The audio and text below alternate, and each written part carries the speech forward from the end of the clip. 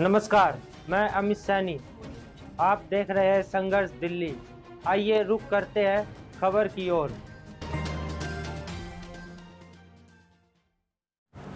नमस्कार मित्रों, मेरा नाम एडवोकेट आकाशदीप मलिक है। मैं डिस्ट्रिक्ट कोर्ट्स और हाई कोर्ट दिल्ली के अंदर कार्यरत हूँ। यहाँ प्रैक्टिस करता हूँ। मेरा प्रैक्टिस एरिया जो है सेशन कोर्ट से दिल्ली हाई कोर्ट तक है। आज की जो हमने प्रेस वार्ता रखी है उसका उद्देश्य क्या है? उसका उद्देश्य ये है कि आज समाज के अंदर देखिए, रेप जैसा संवेदनशील मुद्दा जो है, जिसमें हम बात करने से भी थोड़ा कतराते हैं या हमें लगता है कि इस मुद्दे पे हमें बात नहीं करनी चाहिए। और भारत जैसे देश में जिसमें एवरेज 88 से लेके 100 रेप रोज होते हैं, बड़ी शर्म से मैं कह रहा हूँ, मुझे भी इस बात का बड़ा दुख है। पर कहीं ना कहीं अगर लॉ है इन चीज़ों की रोकथाम के लिए, तो उसका यूज़ है तो मिस यूज़ भी है। आज हम जिस मुद्दे पे बात करते जा रहे हैं वो मुद्दा है false allegation of the rape. ये स्त्री पक्ष पुरुष पक्ष पे किस लिए लगाता है, उसके कई कारण हो सकते हैं। कई लोग, जैसे हनी ट्रैप आपने सुना होगा, आप सब पत्रकार लोगों ने हनी ट्रैप्स के बारे में सुना होगा, लिव इन रिलेशनशिप के बारे में सुना होगा। तो ये चीज़ें बेबुनियाद होती हैं और ज़्यादातर नहीं चल पाती। समाज में इनकी कोई प्रतिष्ठा नहीं होती और समाज इनको रिकॉग्नाइज नहीं करता। तो कभी कभी जब ये इनके आपस में सेपरेशंस होते हैं, सेपरेशंस होने के बाद ये फॉल्स एलिगेशन लगाए जाते हैं, गुस्से के अंदर, पैसे के कारण, रिवेंज के कारण या कंसेंशुअल ना होने के कारण, इन सारी चीज़ों के बारे में जो है, इन सारी चीज़ों के गलत आरोप लगाए जाते हैं, जिससे पुरुष पक्ष को बड़ी ही क्षति पहुंचती है। जो इनोसेंट होता है, या मेरा मानना ये है कि जिनकी बिल्कुल बेकसूर आदमी होता है, उसका जीवन खराब हो जाता है इस तरह के एलिगेशंस को लेके। सरदार उनको जो है समाज हमारा बड़ी कुंठा की नज़र से देखता है, उनके परिवार को बड़ी कुंठा की नज़र से देखा जाता है। उस व्यक्ति के साथ लोग जो हैं ज़्यादातर अपने संबंध विच्छेद कर लेते हैं। मेंटली, फिजिकली कई तरह की हरासमेंट उसको झेलनी पड़ती है, उसके परिवार को झेलनी पड़ती है। तो मैं इस मुद्दे को लेके बड़े संवेदनशील हूँ और बड़ी मैंने रिसर्च करने के बाद अभी 3 केसों में, जिसमें से एक गुड़गांव और एक केस आपका दिल्ली का है और एक केस सोनीपत का है, मैंने 376 यानी कि आईपीसी रेप के अंदर बैक टू बैक 10 दिन के अंदर, एक जुडिशियल टर्म भी रिमांड की हुई उनकी पूरी नहीं हुई, 14 दिन का वैसे जुडिशियल टर्म होता उनका रिमांड का, 10 दिन के अंदर उनकी मैंने जो है बेल कराई है। इसके लिए मैं सारा थैंक्स अपने कानून को और जुडिशरी को देना चाहता हूं कि जिन्होंने हमारे पे ट्रस्ट किया, जिन्होंने इनके लिए जो है देखा, इसकी महत्वपूर्ण चीज़ों को उन्होंने परोसा और परोसने के बाद अपनी इंक्वायरी कंडक्ट करने में कानून ने और जुडिशरी ने अपना संज्ञान लेने के बाद उनको बेल प्रोवाइड की। किसी का मुद्दा एक बहुत बड़ा गंभीर मुद्दा है। आपने भी जैसे बताया कि 3 केस आप ऑलरेडी इसमें आपने हासिल की, कहीं ना कहीं सफलता ही से कहा जा सकता है। जी जी जी। इस मुद्दे को लेकर के कोई जनहित याचिका या कुछ ऐसी भी आप कुछ योजना बना रहे हैं, कुछ सोच रहे हैं? देखिए, ये किसी एक का प्रयास नहीं है। मैं चाहे वकील हूँ, आप चाहे प्रेस रिपोर्टर हैं, समाज में और लोग भी हैं, अल्टीमेटली तो हम एक समाज का हिस्सा है। तो हम सबको मिलके इसको सोचना पड़ेगा, इसके ऊपर एफर्ट्स करने पड़ेंगे। हम कानूनी एफर्ट्स करेंगे, आप सोशली एफर्ट्स करिए, डोर टू डोर इस चीज़ों के लिए बात पे मुद्दा कीजिए। जब बात मुद्दे पे आएगी, बातचीत होगी, कन्वर्सेशन होगी, तो फिर इसके खिलाफ जो है, इन चीज़ों के लिए लड़ने के लिए जो प्रिस्क्राइब्ड लॉ है उसके अकॉर्डिंगली हम आगे भी बढ़ेंगे।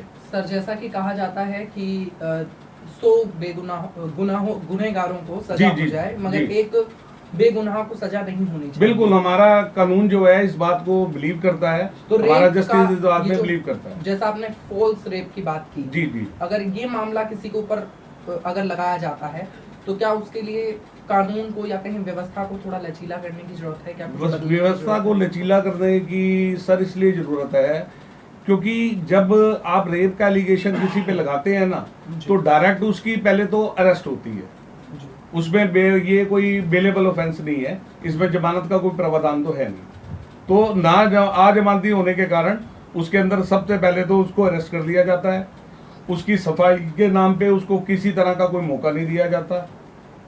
उसकी इन्वेस्टिगेशन केस की शुरू होती है उसकी अरेस्ट के बाद, जो कि कानूनन तौर पे जो प्रिस्क्राइब लॉ है उसके अकॉर्डिंगली तो वो ठीक है। पर सामाजिक तौर पे आप देखो तो मुझे मेरे बारे में, मेरे विषय में कुछ कहने का मौका ही नहीं मिला। मैं कसूरवार हूँ या बेकसूर हूँ, ये कानून तय करेगा, ये जुडिशरी तय करेगी, ये जस्टिस तय करेंगे, ठीक है। पर मेरे को इनिशियली तो आपने मौका ही नहीं दिया कि मेरा एक शब्द भी सुन लो। फिर आपने मेरे को उठा के आप जेल में डाल देते हो। और रेप जैसे संवेदनशील पे मुद्दे के ऊपर कोई भी आप यकीन मानिएगा बात नहीं करना चाहते। 60 दिन तक जो है 90 दिन तक इनके चलान नहीं आते, चार्जशीटें नहीं आती।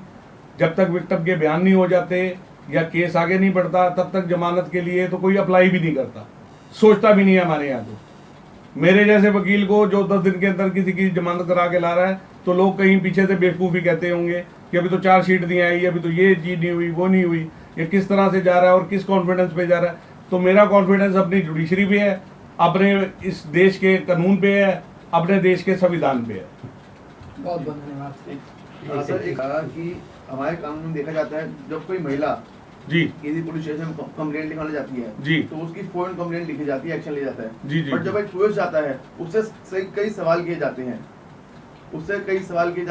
इसमें ये सामाजिक इशू ये आ जाएगा ना कि हमने शुरू से ही पुरुषों को, इस समाज को पुरुष प्रधान समझा है, तो प्रधान की बात कम सुनी जाती है, जो प्रधान नहीं है उसकी बात ज्यादा जल्दी सुनी जाती है। और स्त्रियों का देखिए, स्त्रियों का ये अधिकार भी है कि स्त्रियों की बात जल्दी सुनी जाना चाहिए, ठीक है ना। हम बचपन में अपनी माँ की सुनते आते हैं, फिर सारी जिंदगी पत्नी की सुनते हैं, फिर समाज में रह के हमारी बहू बेटियां जो भी हैं, हमारे बच्चे, हमारे सब, ये सारा समाज हमारे भाई बहन ही तो हैं। तो अगर हम लोग इनके साथ श्योर नहीं करेंगे या हम इनको कानून के तरफ से इंसाफ नहीं दिलाएंगे, देखिए मैं ऐसे किसी केस की जो है ना जड़ से अवहेलना करता हूँ, किसी तरह का समर्थन नहीं करता। जैसे निर्भया कांड था या और केसेस होते हैं या जो ये गैंग रेपीज होते हैं, मैं सर इनके लिए बिल्कुल भी किसी तरह से किसी का साथ नहीं देना चाहता। हाँ, अनटिल एंड अनलेस मेरे को लगता है कि नहीं, ये इसकी जो इसके तथ्य हैं या जो उसके सबूत हैं वो ये इशारा करते हैं या इसकी सारी चीज़ें ये बतला रही हैं कि ये कहीं ना कहीं किसी तरह से बेकसूर है, तो मैं उसकी वकालत करता हूँ। अगर ऐसा कोई रेप का मामला आ जाता है जिसके लिए किसी विक्टिम के पास पैसे भी नहीं है, तो मैं आपके माध्यम से कहना चाहता हूँ, पॉक्सो का या किसी भी तरह का मामला आता है तो मैं निःशुल्क उनकी पैरवी करता हूँ। मुझे 1 रुपया नहीं चाहिए, ईश्वर का दिया हुआ बहुत कुछ है, मैं निःशुल्क पैरवी करूँगा। आप किसी को भी मेरा नंबर दे सकते हैं 24/7, मैं उनकी हेल्प के लिए खड़ा हूँ। मेरा नाम पंकज उपाध्याय है। अनंत वक्ता मैगजीन के कानूनी पिटारा पेज के लिए मेरा सवाल था। जी सर। क्या इस मामले में आगे आने वाली जो चुनौतियां होती हैं, जैसे जो आपने कुछ वेल कराई है, इस पे फॉल्स आते हैं कि ये इस तरीके के केसेज नहीं है जी, तो रिकवरी के लिए आपके दिमाग में क्या चल रहा है, क्या होना चाहिए? एक वकील होने के नाते आप क्या सोचते हैं कि जो विक्टिम है? सर विक्टिम की देखिए, जब उसकी शारीरिक और उसकी जो है मानसिक क्षति है ना, उसका कोई कंपनसेशन आप कर नहीं सकते, उसका कंपनसेशन आप लगा ही नहीं सकते, अंदाजा ही नहीं लगा सकते कि किसी एक विक्टिम के ऊपर अगर ऐसी क्षति होती है या ऐसा कुछ अटेम्प्ट होता है तो उसकी मनोस्थिति क्या होगी या किस तरह की उसकी चीज़ों से करती है। वो उसकी सिर्फ शारीरिक क्षति नहीं है, उसकी मानसिक क्षति भी है। तो इस चीज़ को कंपनसेट तो नहीं किया जा सकता। बाकी कानून को और ज़्यादा ठोस तरीके से या उसके एक्सेप्शंस को देखते हुए जुडिशरी को थोड़ा सा उसके अंदर चेंजेस करके ऐसा कोई प्रावधान देखना चाहिए कि जिससे उसकी किसी क्षति का कहीं ना कहीं उसको कंपनसेट किया जा सके। जी वकील साहब, मेरा सवाल है जी सर कि आपने तो दोष लगा दिया, मैं जेल चला गया, मेरी मानसिक शारीरिक प्रताड़ना हुई, जैसे हमारे मीडिया मित्र ने पूछा, लेकिन इसका जो है कहीं न कहीं कानून क्रांति में आपने दोष लगाया और दोष सिद्ध नहीं हुआ, तो कहीं कहीं आप दोषी हैं, आपके अंदर कुंठित भावना है, आपका मेरे प्रति नकारात्मक सोच है, जिसकी वजह से आप मेरे प्रति आपने एलिगेशन लगाया, तो वो भी उतना ही दोषी है जितना कि मैं।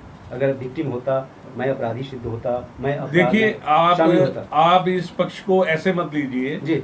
अगर किसी स्त्री का रेप हुआ है या उसके ऊपर अटेम्प्ट हुआ है या कोई भी सेक्सुअल ऑफेंस के अंदर उसके साथ कोई गलत हुआ है, तो हम कभी उसको कंपनसेट नहीं कर सकते। हम उसको कंपनसेट शायद ऐसे कर लें कि उसे इंसाफ दिला दे, हमारे दो मीडिया मित्र हम उसको इंसाफ दिला दे। उसके जी जो मैं पूछना चाह रहा हूँ, आप हमें वो बताएं, आप कानून भी देना जी, आप मुझे ये बताएं कि आप सेंटिमेंटल बात नहीं कर, आप टू द पॉइंट, क्या कानून में प्रावधान है आज़ादी के 75 साल बाद अमरीका शब्द बना रहे हैं, और उसके बावजूद आपके जैसे लोगों को जो रेयर ऑफ अरेस्ट, जब मुझे पता चला कि इस तरह से 3 विक्टिम को इन्होंने वो किया है, तो मैं फ़ौरन उसको एक्शन लिया और मैं आपसे मिलना चाहा जी। तो मैं सेंटिमेंटल आपसे मिलना चाहता हूँ, सेंटिमेंटल जवाब आप जी। पूरा पॉइंट दें कि क्या प्रावधान है और क्या वो प्रावधान में कुछ चेंज प्रावधान में अगर आपका जी। मुकदमा कल को झूठा पाया जाता है जी। तो मैलिशियस प्रोसिक्यूशन का मुकदमा चलता है जो कि आप फाइल कर सकते हैं। आप डैमेजेस क्लेम कर सकते हैं। डैमेजेस क्लेम करने के साथ आप उसके लिए मानसिक क्षति और उसके लिए जितना भी आपके वकील को आपने पैसा दिया हो या किसी भी तरह के आपके जितने भी मॉनेटरी लॉस हुए हैं उन सारी चीजों को आप क्लेम कर सकते हैं। हमारे कानून में ऐसा प्रावधान है जी। जहाँ तक व्यक्तिगत सम्मान लोक लिहाज का मैटर है जी। तो उसके लिए रिहैब टाइप का क्या आपको लगता है कि सोशल रिफॉर्म में सरकार की तरफ से और जो एनजीओ लेवल पे जो लोग काम कर रहे हैं उनके लेवल पर क्या हो सकता है जब इस तरह से क्रांतिकारी देखिए सामाजिक जो हमारा समाज है ना जी, समाज एक अपना क्राइटेरिया अलग रखता है। गवर्नमेंट का एक अपना क्राइटेरिया है, समाज का एक अलग क्राइटेरिया है। गवर्नमेंट भी, हम भी, आप भी, हम सब समाज का हिस्सा है। गवर्नमेंट भी हमारा हिस्सा है, हम गवर्नमेंट के हिस्से नहीं है। तो समाज एक जो है ना, समाज की एक अपनी सोच है, एक अपनी गति है और एक अपना चाल चलन है। समाज के अंदर जब इस तरह का किसी के ऊपर एलिगेशन लग जाता है तो समाज पहले उसको बड़ा सीरियसली लेता है और सीरियसली लेने के बाद एकदम से उसको बिना सच जाने, बिना झूठ जाने उससे घृणा करने लगता है। ठीक है, ये जानने के लिए कोई इंटरेस्टेड ही नहीं होता कि यार अगर ऐसा था या नहीं। आपका भी पड़ोसी है, आपके भी साथ वाले हो, जिसको आप 20 साल से 22 साल से बच्चे को देख रहे हो, जिसका कंडक्ट आपको पता है, जिसका आपको नेचर पता है, आपको पता है ये पढ़ा लिखा अच्छा बच्चा है या ये संस्कारिक बच्चा है, ये इस तरह का कभी कोई काम कर नहीं सकता, उस पर ऐसा एलिगेशन लग जाता है। तो एक बारी आप ये नहीं सोचोगे कि जिस बच्चे को मैं 25 साल से जानता हूँ या 26 साल से जानता हूँ, जो मेरे सामने बड़ा हुआ है, वो ऐसा काम नहीं कर सकता, मेरा दिल ये भी कहता है, तो इसने ऐसा काम किया होगा, नहीं किया होगा। आप यही कहोगे समाज है, दुनिया है, कोई कुछ भी कर सकता है। आजकल चाल चलन यही। एक आखिरी सवाल है सर जी सर, सब्सिडी सवाल है जो कि आपके मैटर में मुझे लगता है कि रेयर ऑफ अरेस्ट होगा। अधिकांश जो एडवोकेट होते हैं वो मामला को लंबा लंबा लंबा चलते रहो, ड्राइव करते रहो, लेकिन आपने इतना शॉर्ट टर्म में तीनों विक्टिम को आपने निजात दिलाया। सर इसके लिए मैं सबसे पहले ना एक बारी फिर थैंक्स करना चाहूँगा अपनी जुडिशरी को, अपने जुडिशियल सिस्टम को। देखिए मेरा काम है कानून को रिप्रेजेंट करना, मैं लॉ से रिलेटेड हूँ, जस्टिस से नहीं।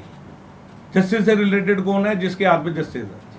तो मैं उनका मैं नाम नहीं ले सकता, ना तो मैं विक्टिम का नाम ले सकता हूँ, ना तो मैं एप्लीकेंट्स का नाम ले सकता हूँ, अक्यूज का, ना आपके सामने जजेस का नाम ले सकता हूँ, क्योंकि ये बड़ा आप समझ सकते हैं कि कितना कॉन्फिडेंशियल और कितना संवेदनशील मैटर है।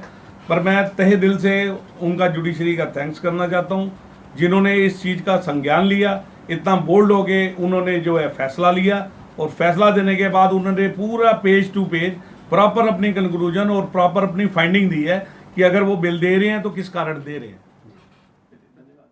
हमारे साथ जुड़े रहने के लिए देखते रहिए संघर्ष दिल्ली।